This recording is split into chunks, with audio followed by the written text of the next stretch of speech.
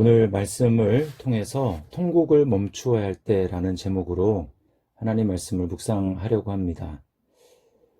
오늘 좀 첫 번째 살펴볼 것은 잘못된 맹세가 비극을 더욱 비참하게 만들고 있다는 것입니다. 1절에 보면 이스라엘의 첫 번째 맹세가 나오죠. 우리 중에 누구든지 딸을 베냐민에게 아내로 주지 아니하리라. 이 베냐민 지파와 전쟁을 하기 전에 했던 맹세입니다. 근데 이 맹세가 왜 문제가 됩니까? 싸우다 보니까 베냐민 지파 중에 거의 다 멸절되고 남은 도망친 남자가 한 600명 정도밖에 안 됩니다. 그러니까 어디서 아내를 얻어서 베냐민 자손을 다시 번창하게 할 수 있을까라고 생각했을 때 이 맹세가 걸림이 되는 것입니다. 자가당착에 빠진 것이죠. 자기들이 맹세를 해놓고 이제 아내를 줄 수 없으니까 고통스러운 것입니다. 또 5절에 보면 이스라엘의 두 번째 맹세가 나옵니다. 자, 5절에 보니까 온 지파 중에 총회와 함께하여 여호와 앞에 올라오지 아니한 자가 누구냐 하니 이는 그들이 크게 맹세하기를 미스바에 와서 여호와 앞에 이르지 아니하는 자는 반드시 죽일 것이다. 자신들이 모인 그 총회에 참석하지 않는 자들은 반드시 죽일 것이라고 합니다. 자, 그리고 이제 베냐민 지파가 오지 않았고 또 오지 않은 그 사람들이 있었는데 그게 누구냐면 8절에 보니까 야베스 길르앗이라고 하는 사람들은 참석을 하지 않았습니다. 한 명도 참석을 하지 않았어요. 자, 그래서 어떻게 합니까? 베냐민 지파만 거의 다 멸절시킨 것이 아니라 10절과 11절에 보면 자, 10절에 큰 용사 12,000명을 보냈다라고 합니다. 뭐라고 합니까? 야베스 길앗 주민과 부녀와 어린아이를 칼날로 치라. 그리고 11절에 너희가 행할 일은 모든 남자 및 남자와 잔 여자를 진멸하여 바칠 것이니라. 이렇게 이야기를 합니다. 자, 베냐민 지파를 죽였던 방식과 똑같이 행하는 거예요. 이들도 이스라엘 자기 동족입니다. 그런데 지금 이 이스라엘 지파 총회라는 이름으로 모인 이 사람들이 행하는 모습을 보십시오. 기브아 사람들처럼 악행을 저지른 것도 아니에요. 이 야베스 길르앗이라는 사람들이 단지 총회에 참석하지 않았을 뿐입니다. 그런데 지금 다 죽이라고 진멸하라고 합니다. 그리고 12절에 보니까 남겨둔 사람은 누굽니까?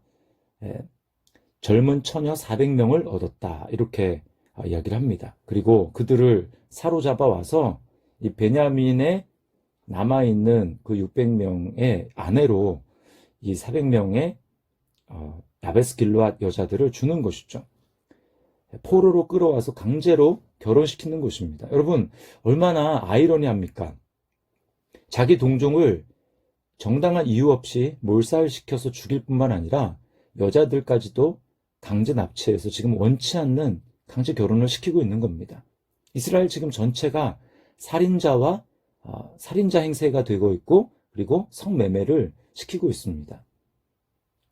이들이 지금 기브아 사람들, 즉 베냐민에 속했던 사람들을 지금 공의를 심판하기 위해서 이스라엘에 어떻게 일어나게 있느냐라고 말하면서 정작 자기들은 이스라엘 총회라는 이름으로 더 큰 만행을 저지르고 있는 것입니다. 기브아 사람들이 행한 악보다 더 큰 악을 행하고 있는 거예요. 여러분, 총회라는 이름으로 맹세만 하면, 하나님 앞에서 맹세만 하면 무엇이든지 할 수 있는 권위를 얻게 되는 것입니까? 절대 그렇지 않습니다. 중세 때에 로마 카톨릭에서 범한 잘못이 바로 이거예요. 이유가 무엇입니까? 교회의 권위가 성경의 권위보다 더 높았기 때문이에요. 성경을 해석할 수 있는 권위가 교회에, 더 정확하게는 교황에게 있었습니다. 그래서 교황의 결정이 곧 성경의 결정이 되는 거예요. 어떻게 인간 교황의 결정이 성경의 결정이 될 수 있습니까? 그러니까 타락은 예견된 순서였던 것입니다. 대표적인 것이 면죄부죠. 예배당을 크게 짓는데 자금을 충당하기 위해서 헌금을 독려했습니다. 헌금이 동전 소리가 헌금함에 떨어지는 소리와 함께 죽은 그 가족들, 연옥에 있는 가족들, 그들이 천국에 간다라는 것입니다. 말도 안 되는 소리죠. 여러분, 교회의 권위 그리고 목회자의 권위는 철저히 성경에 종속된 권위입니다. 성경의 말씀대로 따를 때 거기서 권위가 나오는 것이죠. 만약에 목사가 성경과 다른 이야기를 하게 된다면 그 목사에게는 더 이상 권위를 기대할 수가 없는 것입니다. 그것은 하나님이 주시는 권위가 아니에요. 오늘 이스라엘의 맹세는 어떠한 그 맹세가 됐든지 하나님의 말씀의 지지를 받기가 어렵습니다. 왜 그렇습니까? 10계명에 주님이 뭐라고 말씀합니까? 살인하지 말라, 무죄한 피를 흘리지 말라, 분명하게 말씀하고 있기 때문에 그러한 것이죠. 아무리 총회의 이름으로 맹세를 했다고 하더라도 그것이 정당성을 보장받기가 어려운 것입니다. 말씀에 배치되기 때문에. 하나님을 알지 못하는 무지함 가운데 있는 열심은 자신을 더욱 비참하게 만들 뿐입니다. 자기도 비참하게 만들고 남들도 비참하게 만들 수밖에 없는 거예요. 오늘 그래서 울었다라는 내용이 나옵니다.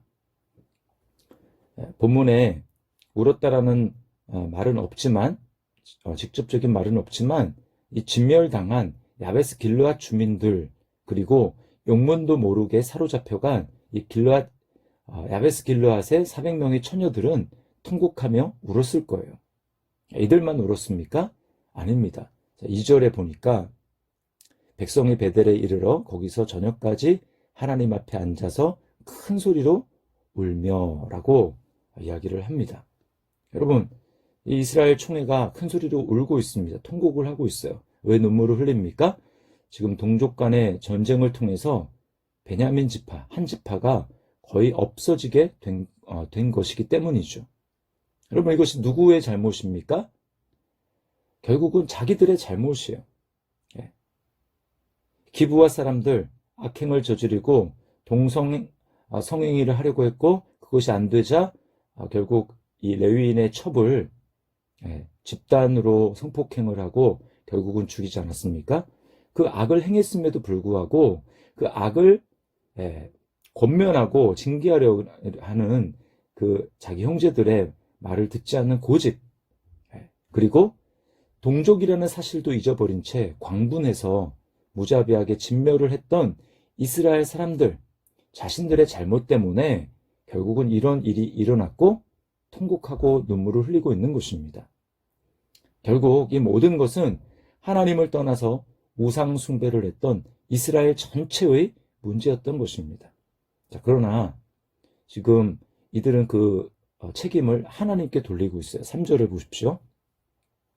이르되 이스라엘 하나님 여호와여, 어찌하여 이스라엘에 이런 일이 생겨서 오늘 이스라엘 중에 한 지파가 없어지게 하시나이까? 한 지파가 없어지게 하시나이까? 하나님 어떻게 이런 일을 우리 가운데 허락하실 수 있습니까? 라고 하며 하나님께 책임을 묻고 있는 모습입니다. 사사기 전체는 통곡의 책이라고 해도 과언이 아닙니다. 사사기 2장에 보면 처음 통곡이 나옵니다. 왜냐하면 이스라엘 백성들이 가나안 민족과 타협하고 더 이상 그들을 하나님의 명령대로 진멸하고 쫓아내지 않기 때문에 하나님이 뭐라고 말씀합니까? 나도 더 이상 가나안 사람들을 쫓아내지 않을 것이다. 그들이 너희 옆에서 옆구리에 가시가 되고 올무가 될 것이다 라고 말씀을 하셨습니다. 그 이야기를 듣고 이스라엘 백성들이 통곡했다고 말하고 있어요. 자, 사사기 초반에, 사사기 그 책의 초반에 그들의 통곡이 나옵니다. 그리고 이제 사사기가 끝나는 21장 여기 와서도 이스라엘 백성들이 하나님 앞에서 통곡하고 있어요. 여러분, 이 통곡의 이유가 무엇일까요? 통곡하는 이유는 이들이 하나님을 알지 못하기 때문입니다. 계속해서 사사기에 반복되는 문제죠. 그때 이스라엘에 왕이 없으므로 사람들이 자기 소견에 옳은 대로 행하더라.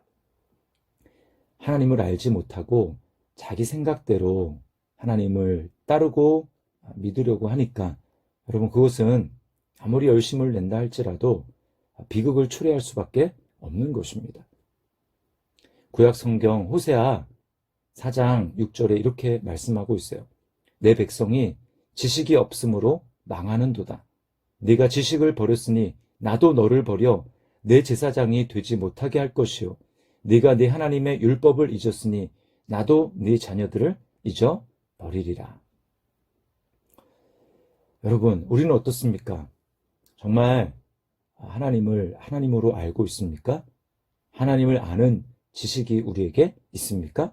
우리는 더 이상 이스라엘 백성들과 같이 우리는 하나님을 알지 못합니다 라고 핑계할 수가 없습니다. 왜 그렇습니까? 우리에게는 눈에 보이지 않는 그 하나님을 완벽하게 우리에게 계시해 주신 예수님이 계십니다. 그리고 그 예수님을 우리는 성경을 통해서 분명히 알고 있어요. 신구약 하나님의 성경이 우리에게, 우리 두 손에 하나님이 우리에게 지워주셨습니다. 그리고 우리가 예수님을 믿을 때 하나님은 우리에게 성령님을 주셨어요. 성령님은 어떤 분이십니까? 우리를 모든 진리 가운데로 인도하시며 우리를 진리를 깨닫게 하시는 분이 바로 성령님이세요. 우리가 뭐가 부족합니까? 계시의 말씀이 있습니다. 또 예수님을 우리는 이미 십자가와 부활을 통해서 다 알고 있습니다. 그리고 그 예수 그리스도의 복음, 그리고 성경 전체의 이 하나님의 진리의 말씀을 우리에게 가르쳐 주시고 깨닫게 하시는 성령님이 우리 안에 계십니다. 그러므로 여러분, 우리는 핑계할 수 없어요. 우리는 호세아 선지자를 통해서 또 사사시대에 하나님을 알지 못했기 때문에 통곡하며 눈물을 흘렸던 이스라엘 백성들의 전철을 밟아서는 안 되겠습니다. 예수님을 알면 알수록, 하나님을 진리에 따라서 알면 알수록 그 진리는 우리를 올가매는 것이 아니라 그 진리는 우리를 더 자유롭게 하는 것입니다. 하나님을 알면 알수록 우리에게는 기쁨이 있고 더 이상 전에 매이던 곳에 매이지 않는 진정한 자유가 우리에게 주어지는 것입니다. 어떻게 우리 인생 가운데 통곡을 멈출 수 있습니까? 그것은 하나님을 아는 것입니다. 하나님을 힘써 알고 우리가 하나님을 경험하게 될 때 우리 삶 가운데는 통곡을 기쁨으로 바꾸어 주시는 하나님의 은혜를 경험하게 될 것입니다. 오늘 하루도 우리에게 진리의 말씀으로 계시해 주시는 은혜를 따라 통곡을, 슬픔을 기쁨으로, 또 환희로, 찬송으로 바꾸어 주시는 하나님의 은혜를 우리 모두가 더 깊이 경험할 수 있기를 주님의 이름으로 축원합니다. 기도하겠습니다. 사랑하는 주님, 감사합니다. 사사기의 말씀이 이제 끝나는 마지막 때에 주님 다시 한번 이스라엘 백성들에게 있었던 큰 울음과 통곡의 소리를 듣게 됩니다. 하나님을 알지 못하고 나의 생각대로 그렇게 살아가게 될 때에 우리 인생은 슬픔과 괴로움을 면하지 못하는 그러한 운명임을 다시 한번 깨닫게 됩니다. 주님, 간절히 기도합니다. 정말 하나님을 알기 힘쓰는 우리의 삶이 될 수 있도록 인도하여 주시옵소서. 세상의 지식도 아는 것이 힘이라고 이야기를 하는데 하나님을 아는 지식은 얼마나 우리 인생 가운데 힘이 되며 능력이 되며 살아갈 원동력이 될 수 있습니까? 주님, 우리가 주님 알기 힘쓸 수 있도록 인도하여 주셔서 진리를 알지니 진리가 너희를 자유하게 하리라 말씀하신 주님, 또 그리스도께서 우리를 자유케 하시려고 자유를 주셨으니 다시는 종의 멍에를 매지 말라라고 우리에게 명령하셨던 주님, 우리가 주님을 더 깊이 알므로 죄의 종로로 타지 아니하고 또 이 세상의 종로로 타지 아니하며 정말 자유로운 하나님의 백성으로서의 삶을 살아갈 수 있도록 인도하여 주시옵소서. 통곡과 슬픔과 괴로움이 아니라 기쁨과 감사와 찬송으로 하나님께 영광 올려드리며 이 땅 가운데 두신 기간 동안에 그렇게 감사하며 살아갈 수 있도록 인도하여 주시옵소서. 감사드리며 예수님의 이름으로 기도드리옵나이다. 아멘.